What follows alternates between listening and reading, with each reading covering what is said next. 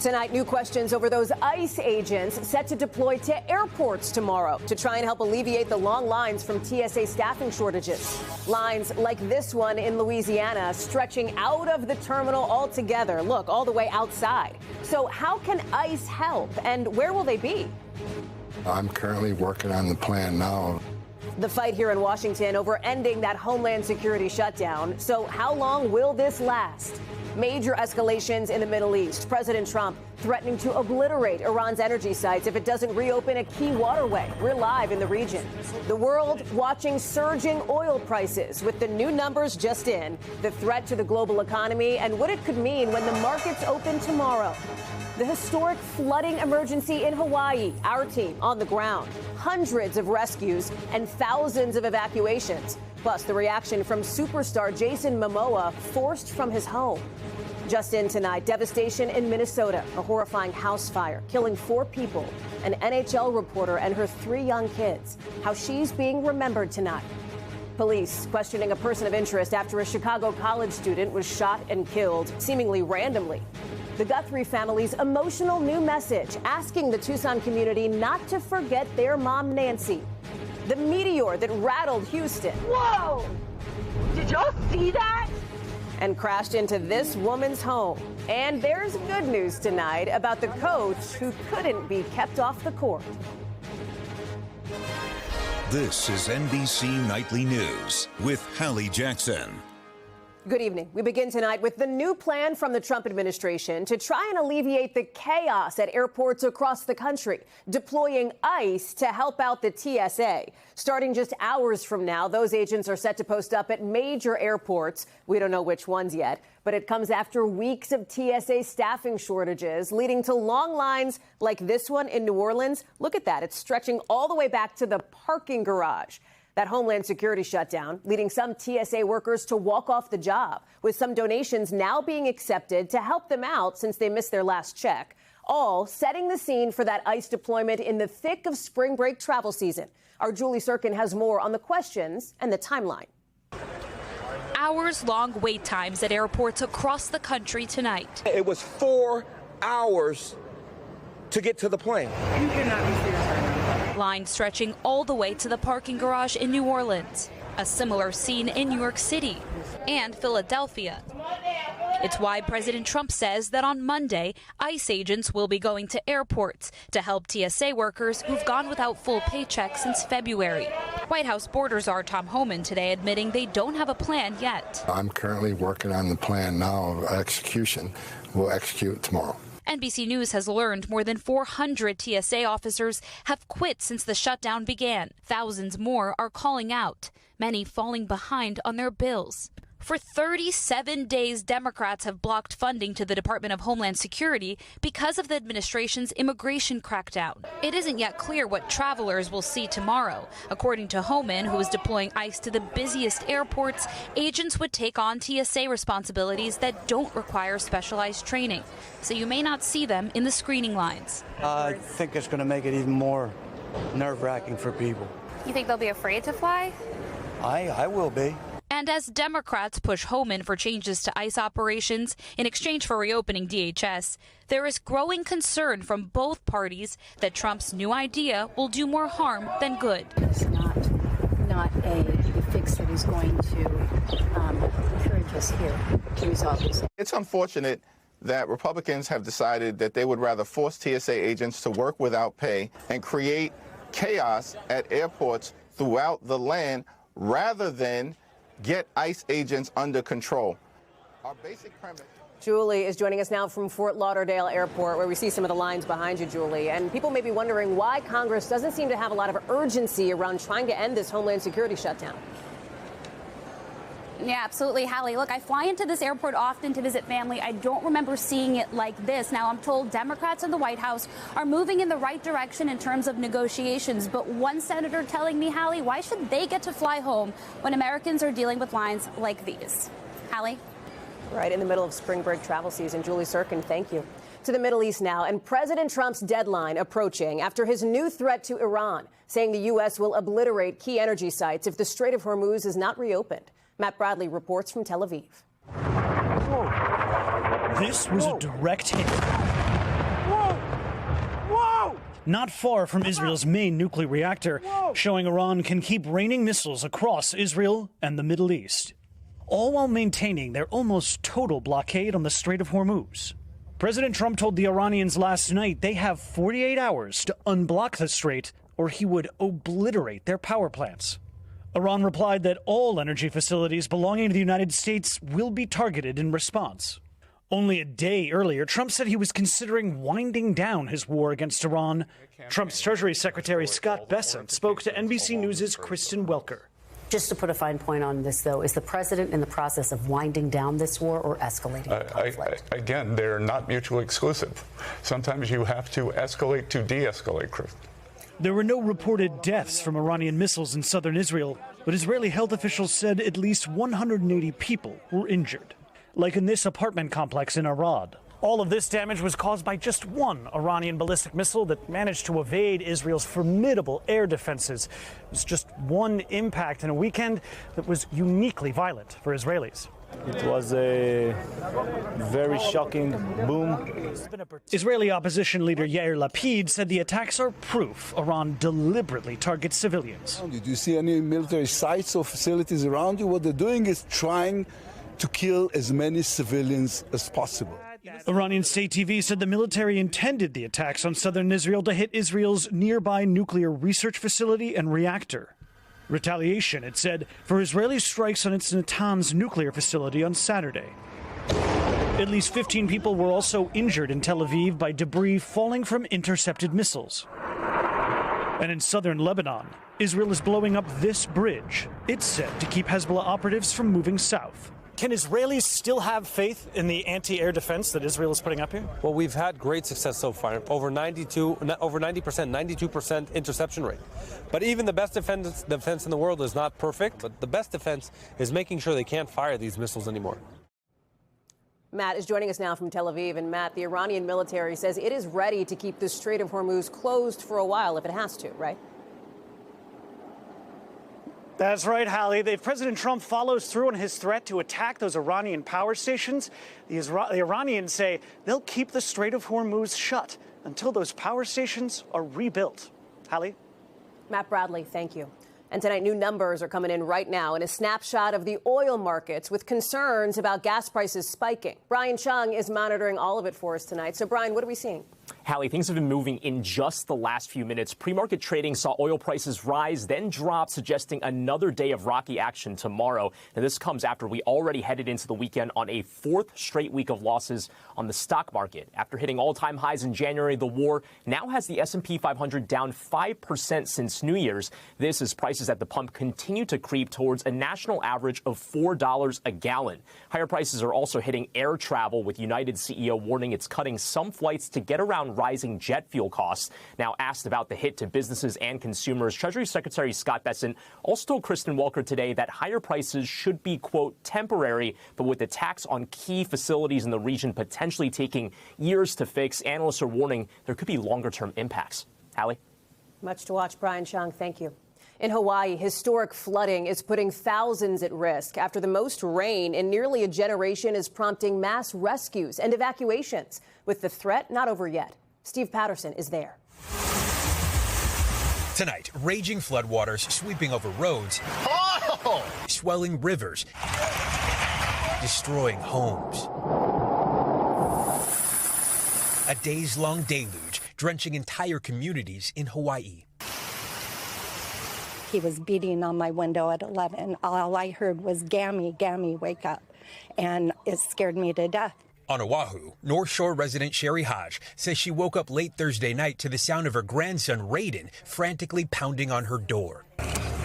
You can see Raiden in this video, the 18-year-old helping rescue a man and his dog hanging on for dear life in chest-deep floodwaters. He says in all, he and his crew rescued about 60 people.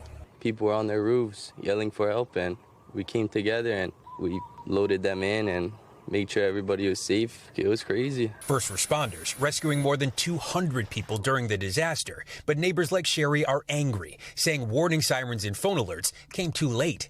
I'm pissed. I'm upset over that.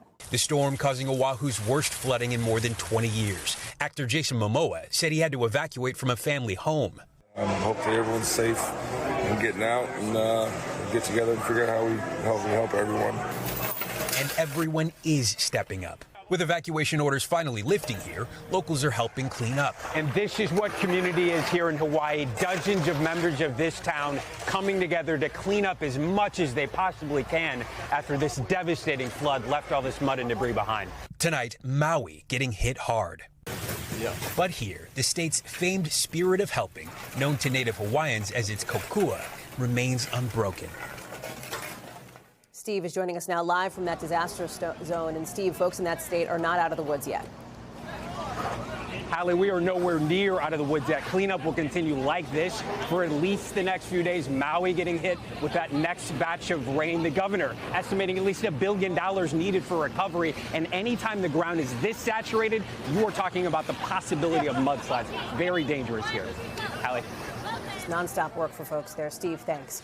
So just learning tonight that dozens of people have been affected by the extreme heat at an air show in Glendale, Arizona, part of that brutal heat wave in the West. The fire department telling our station there at least 30 people had to be taken to the hospital. More than 9 million people are under heat alerts throughout the Southwest. To the hockey community, shaken after the death of an NHL reporter and her 3 young children, apparently in a house fire in Minnesota, with new tributes from colleagues and loved ones tonight. A devastating scene outside Minneapolis after a house fire here with 4 people found dead inside. NHL reporter Jessie Pierce and her 3 young children. Officials say neighbors called 911 early Saturday morning when they saw flames coming out of the roof. The fire chief saying our hearts ache for all those involved in this tragedy. Neighbors in shock. They were good kids. So it's sad. Pierce, who was 37, covered the Minnesota Wild for more than a decade, a fixture at games, with the team calling her a dedicated ambassador for the game of hockey and a kind, compassionate person that cared deeply about her family and those around her. Hello, good morning. She also hosted a hockey podcast and contributed to NHL.com, which said Pierce's lifelong dream was to become a hockey writer, remembering her as an absolute joy, occasionally bringing her kids to practice as a young mom. The NHL sending prayers and deepest condolences to Pierce's loved ones. It's still not clear what caused that house fire, but officials are looking into it.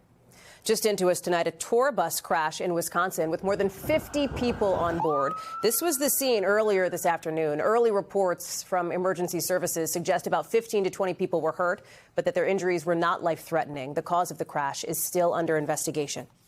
Also tonight, the Guthrie family asking people not to forget the case of Nancy Guthrie and thanking Tucson for their support. 7 agonizing weeks after the disappearance of Savannah's mother. Dana Griffin reports. 7 agonizing weeks since Savannah's mom, Nancy Guthrie, was taken in the middle of the night from her Tucson home.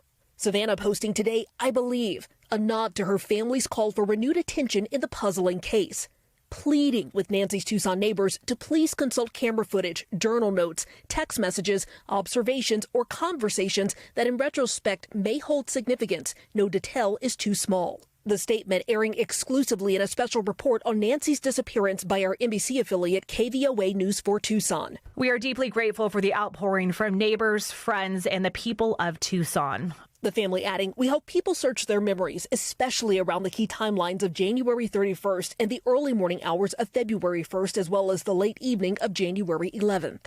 Please be the light. This investigation has amassed at least 40,000 leads. The biggest clue so far, this chilling video showing an armed, masked man at Nancy's home the night she was abducted. And there were some concerns with what they were seeing at the scene. Pima County Sheriff Chris Nanos has told NBC News they're constantly analyzing evidence. As the family waits for answers, yellow flowers and ribbons dot the desert community, a show of support amid an unthinkable darkness. Savannah and her family saying that without answers, we cannot grieve. We can only ache and wonder. We want to celebrate her beautiful and courageous life, but we cannot do that until she is brought to a final place of rest. Someone in the southern Arizona community may hold the key that finally brings Nancy home. Dana Griffin, NBC News.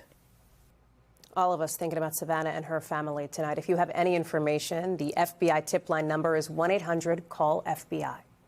Still ahead for us tonight, a person of interest now in custody as police investigate the killing of a college student in Chicago. Plus, the dramatic road rage nightmare caught on camera, a woman attacking a police officer, a pregnant woman, and an elderly bystander. Next. Back now with a wild scene on the side of the road in Orlando. Look at this. Police are releasing video of a woman jumping on the hood of a car and then attacking the pregnant driver. She's also accused of going after an elderly person nearby. And in this police body cam video, you can see the suspect biting the officer. Our team has reached out to her attorney, but have not yet heard back. It's not clear what triggered all of this in the first place. Also tonight, a potential break in the investigation into the death of a Chicago college student shot and killed while out with friends. Valerie Castro has more on the person of interest now in police custody. Tonight in Chicago, police revealing a person of interest is now being questioned in connection with the death of Sheridan Gorman, a Loyola University freshman. We got shots fired. It was a male in a ski mask wearing all black. Gorman was shot and killed early Thursday, just minutes from the Chicago campus at a beach along Lake Michigan. The death, a shock to the close-knit campus community. In denial. I don't feel like it's real. In a statement, her family says the 18-year-old was out with friends around 1:30 in the morning near this pier, hoping to catch a glimpse of the northern lights, when police say the group was approached by a masked man. The man fired a single shot, and Sheridan died at the scene, according to authorities. She was doing something entirely normal, her family writing, walking with friends close to home in an area where she had every reason to feel safe, adding, "Our daughter's life was not expendable. She should still be here." Friends placing flowers in the area where she died to commemorate her life. I remember her just as a very, very kind person. She made sure everyone felt special, felt heard, felt understood. Like that's who she was. Tonight, a community left shattered and a family asking why. Valerie Castro, NBC News. We are back in a moment with the surprise in the sky that rattled Houston and ripped through the roof of this woman's house. That's next. A story that sounds made up, but it is the real deal, according to a woman who says she's dealing with the aftermath of a meteor crash landing into her house. Jesse Kirsch explains. Whoa! From this highway, did y'all see that? To the baseball diamond, Houston is having a stellar weekend. It's going to be an explosion. The meteorite or missile fell out of the sky. Turns out the commotion was caused by a meteor streaking across the sky Saturday afternoon. NASA says the fireball was 3 feet wide, weighed about a ton, and flew at 35,000 miles per hour. That's where it came in at. Sherry James says she heard a loud boom and found this chunk of rock in her daughter's bedroom. Is that a meteor? I was scared. I didn't know what it was. James says the roughly baseball-sized rock ripped through her roof, then the attic, before bouncing off the floor. She called the fire department, which came to check it out. When you look at this piece of rock, it immediately looks like it's from outer space. It just looked like a rock, and ain't no rocks got no business falling out the sky unless they're a meteor.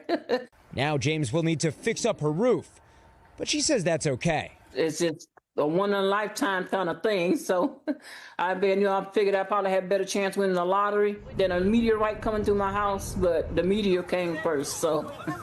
Perhaps the lottery's coming next to help her pay for the roof repair. Jesse Kirsch, NBC News. When we come back, there is good news tonight about the coach inspiring kids on and off the court. I want to have spirit. I want to win this game and focus. There is good news tonight about the love of the game and putting in the hard work on the hardwood.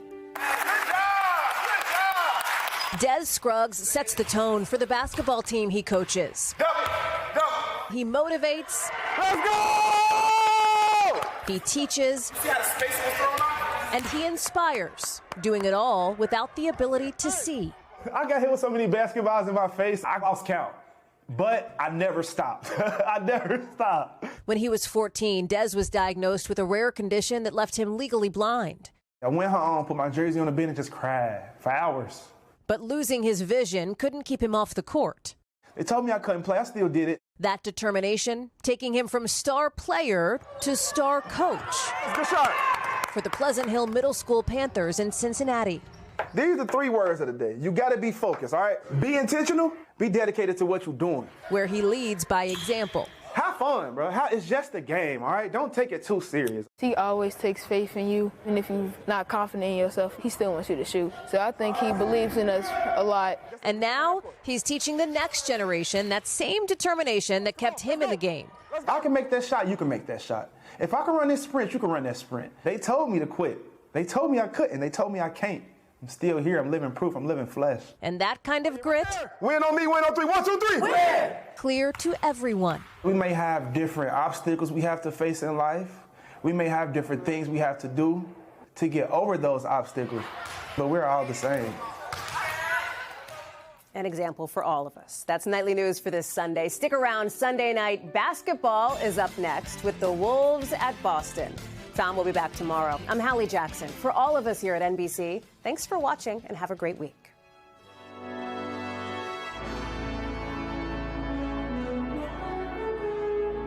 We thank you for watching, and remember, stay updated on breaking news and top stories on the NBC News app or watch live on our YouTube channel.